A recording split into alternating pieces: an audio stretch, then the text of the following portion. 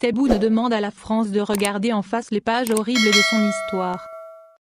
L'Algérie commémore ce vendredi les douloureux événements du 8 mai 1945 au cours desquels des milliers d'Algériens avaient été massacrés par les autorités coloniales françaises dans plusieurs villes du pays, notamment Guelma, Sétif et Kherrata. Le président Abdelmadjid Tebboune a mis en ligne à cette occasion un tweet lourd de sens. La grandeur d'un État se voit lors de la célébration des pages glorieuses de son histoire, mais il est jugé à travers sa capacité à regarder en face les pages horribles de cette même histoire, a écrit le président de la République dans ce qui s'apparente à un énième appel aux autorités françaises pour reconnaître et assumer les crimes commis lors de la sombre période du colonialisme, dont ceux du 8 mai 1945. Jeudi, dans message adressé à la nation à l'occasion du 75e anniversaire des massacres du 8 mai 1945, le président Tebboune a estimé que ces événements tragiques ont mis à nu définitivement le véritable visage de la colonisation française qui a exterminé,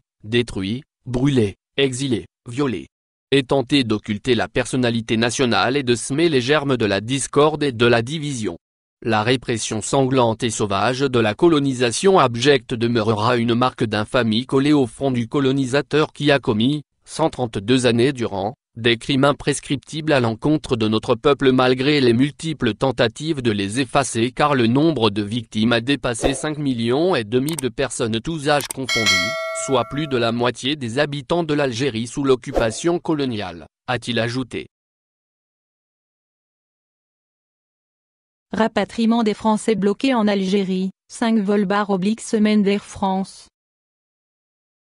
La diplomatie française en Algérie a annoncé 5 vols par semaine via la compagnie Air France, destinés au rapatriement des Français bloqués en Algérie, depuis la fermeture des frontières et la suspension des vols aériens. Comme beaucoup de ressortissants étrangers bloqués dans un autre pays que le leur, de nombreux Français sont bloqués en Algérie depuis le début du confinement sanitaire, coïncidant avec la suspension du trafic aérien et de la fermeture des frontières algériennes aériennes, maritimes et terrestres depuis mars dernier. Ainsi, ces Français demandent inlassablement aux 3 consulats généraux et à l'ambassade de France en Algérie d'être rapatriés, de peur que la situation ne tarde encore et ne se complique davantage, car on le sait, le virus est toujours là. À cet égard, l'ambassadeur de France en Algérie, le consul général de France à Alger, le consul général de France à Annaba et Constantine, le consul général de France à Oran, se sont prononcés ce 8 mai dans un communiqué commun.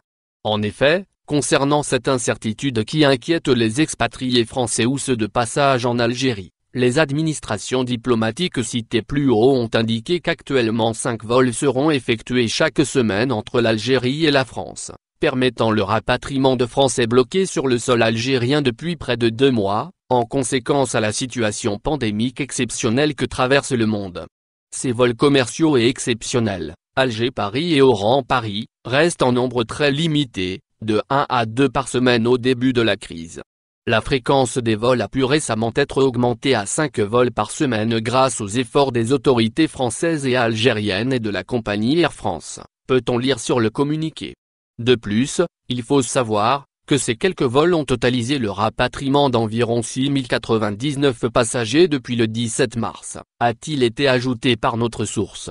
Rapatriement des Français bloqués en Algérie. La France rassure ses ressortissants. Nos autorités ont demandé la mise en place de vols commerciaux exceptionnels de l'Algérie vers la France. Ces vols, qui sont des vols commerciaux et non des vols gouvernementaux, sont rendus possibles grâce à des autorisations spéciales délivrées par les autorités algériennes, ont précisé l'ambassade et les 3 consuls, avant d'ajouter que cette opération repose actuellement exclusivement sur les moyens mis en œuvre par Air France, conjointement avec les autorités françaises et algériennes. Compte tenu de la fréquence des vols, le retour en France pourrait prendre plusieurs semaines, car Air France rencontre des difficultés en raison du manque de son personnel, a relevé le communiqué. À cet effet, le ministère de l'Europe et des Affaires étrangères continue d'explorer activement toutes les pistes possibles, pour augmenter la fréquence des liaisons exceptionnelles entre l'Algérie et la France, a-t-il été mentionné par la même source.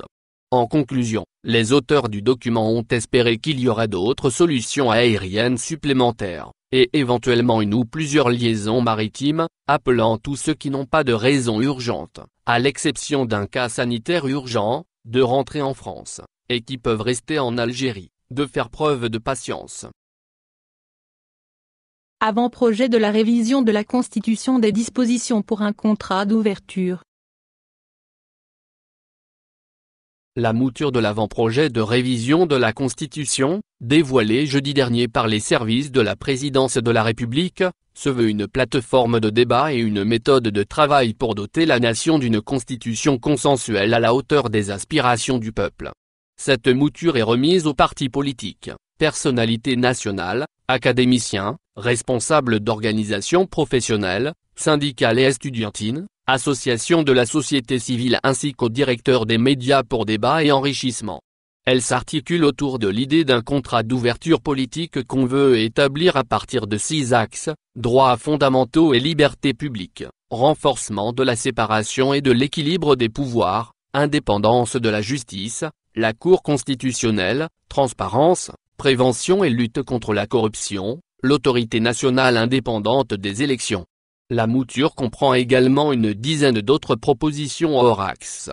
Ce texte se veut une simple mouture pour une révision globale et profonde de la Constitution. Il s'agit, donc, d'une plateforme de débat et une méthode de travail que le président a voulu suivre pour ne pas voir un débat lancé du vide mais plutôt à partir d'un document élaboré par une élite d'éminents professeurs de droit, a noté la présidence dans une lettre adressée aux destinataires de la mouture, rappelant que la révision de la Constitution figure parmi les engagements du président Abdelmadjid Tebboune lors de sa campagne électorale. Dès son élection, le président de la République a chargé un comité d'experts de formuler des propositions pour l'élaboration d'un projet de constitution consensuel qui soit à la hauteur des aspirations des citoyens exprimées lors des marches de l'authentique Irak populaire béni, lit-on dans la lettre, qui explique que la distribution de la mouture de l'avant-projet avait été reportée en raison de la crise du Covid-19 et l'impossibilité d'organiser des débats publics. Toutefois, devant l'insistance de nombre de partenaires politiques, organisations de la société civile, syndicats et personnalités nationales pour tirer profit de l'occasion du mois sacré du Ramadan et du confinement afin de consulter le document, le président a préféré satisfaire leurs demandes en attendant de voir le document enrichi de leurs contributions constructives, en y apportant modifications, suppressions et ajouts jugés utiles. L'objectif étant de doter la nation d'une constitution consensuelle à la hauteur des aspirations du peuple. État de droit, droits fondamentaux et libertés publiques. Dans l'exposé des motifs qui évoque l'état de droit, il est noté que les exigences de celui-ci reposent sur le renforcement des droits fondamentaux et des libertés publiques, la séparation des pouvoirs, une justice indépendante ainsi que la moralisation de la vie publique. C'est ainsi qu'il est fait état, dans la mouture de l'avant-projet de constitution, d'une disposition portant obligation aux institutions et pouvoirs publics de respecter les dispositions constitutionnelles en relation avec les droits fondamentaux et les libertés publiques, comme il est interdit de limiter les droits fondamentaux et libertés publiques qu'en vertu d'une loi et pour des raisons liées à la protection de l'ordre public et la protection d'autres droits et libertés consacrés par la Constitution. La consécration du principe de sécurité juridique, le droit à la séparation pour toute arrestation et garde à vue, le droit au respect de correspondance et de communication privée, la protection des personnes physiques dans le traitement des données à caractère personnel, la protection de l'exercice des cultes sans discrimination, ainsi que l'exercice des libertés de réunion et de rassemblement public sur simple déclaration et la consécration constitutionnelle de la liberté de la presse sous toutes ses formes et interdiction du contrôle préalable sur cette liberté sont parmi les points phares contenus dans la nouvelle mouture. À cela s'ajoute, au chapitre des droits fondamentaux, l'obligation de l'État à assurer la qualité des soins et la continuité des services de santé, l'éducation ainsi que la protection des personnes âgées et